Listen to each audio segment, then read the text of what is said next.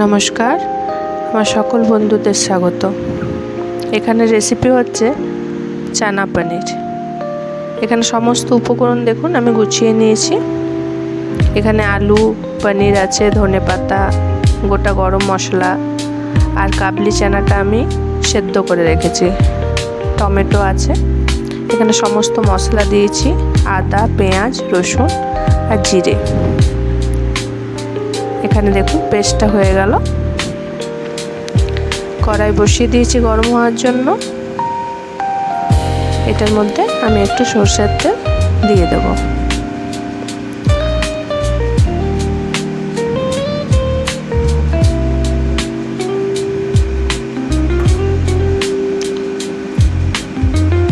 সরষের তেলটা গরম হয়েছে কিনা এটা আমি দেখছি।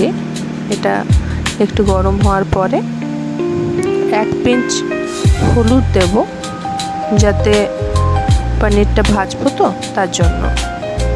একটু পনিরের মধ্যে একটু কালার হবে তাই। দেখুন দেখে নিলে যে 1 পিঞ্চ দিলাম আমি হলুদ। তারপর পনিরগুলো আমি ছেড়ে দেবো।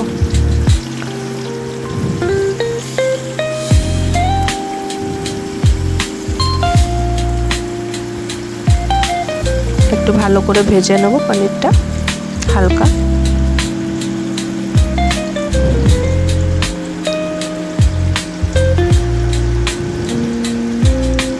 এখানে প্রায় 300 গ্রামের মতন পনির আমি নিয়েছি।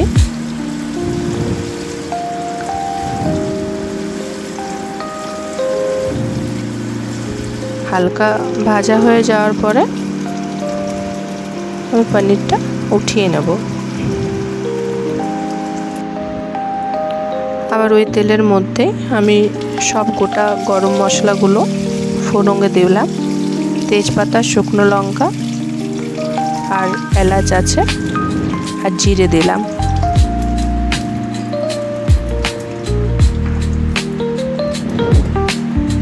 এটা সুন্দর একটা স্মেল বার হওয়া পর্যন্ত এটা একটু ভাজবো।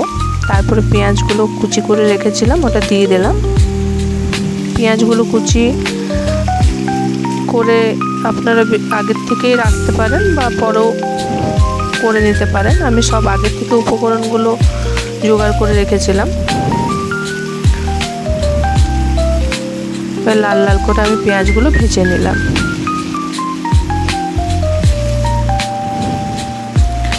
এর মধ্যে আমি 2টো আলু দেব। আপনারা চাইলে নাও দিতে পারেন। আমি 2টো আলু কেটে রেখেছিলাম। ঘরোয়া পদ্ধতিতে সিম্পলভাবে আমি রান্নাটি তৈরি করছি। একটু লবণ দিয়ে দিলাম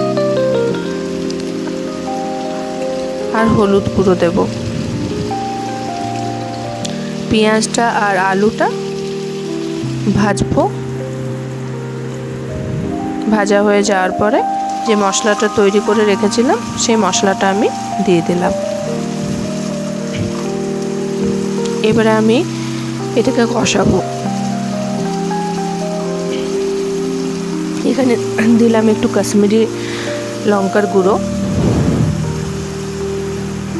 কালার হওয়ার জন্য।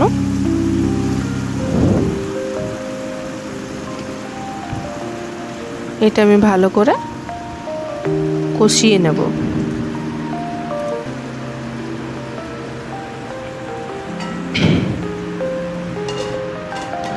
ঢাকা দিয়ে আমি একটু কষাবো ভালো করে। যে টমেটোটা কেটে রেখেছিলাম ওটাও দিয়ে দিলাম আমি।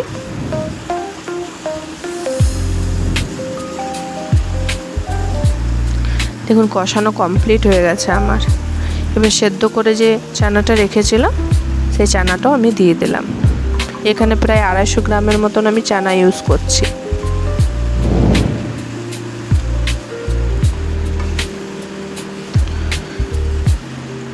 কষানো হওয়ার পরে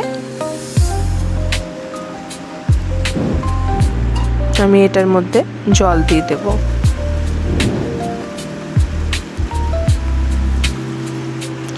যাতে আলুগুলো একটু সেদ্ধ হয়ে যায়।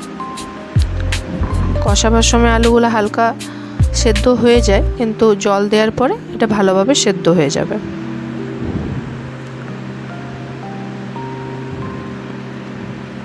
কিছুক্ষণ ঢাকা দিয়ে আমি এটাকে ফোটাবো। তারপর পনিরগুলো আমি দিয়ে দিলাম, যাতে পনিরের মধ্যেও একটুখানি নুন ঝাল এগুলো যাতে ঢুকে যায়।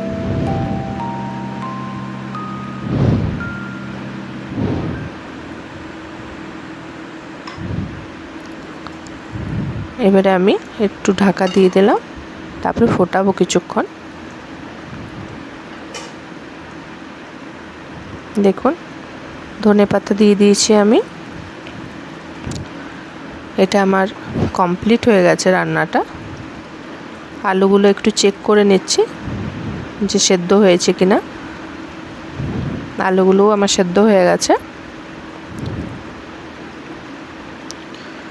আমার এখানে চানা পনির রেডি।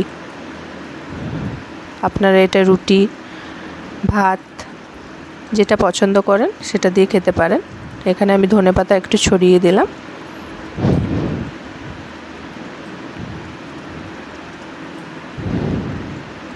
আপনাদের কেমন লাগলো রেসিপিটি আপনারা জানাবেন এবং আমার চ্যানেলটিকে সাবস্ক্রাইব করবেন।